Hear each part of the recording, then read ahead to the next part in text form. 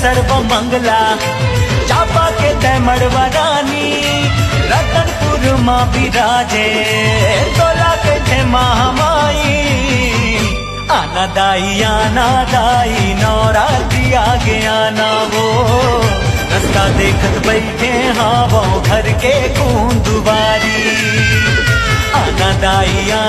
दाई नवरात्रि आगे आना वो रास्ता देखत बैठे हाँ वो घर के कुंदुबारी मोरे लक्ष्मी देवी माई वो मोरे कसदाई दाई वो मोरे बंजारी माई वो मोरे शारदा माई वो आना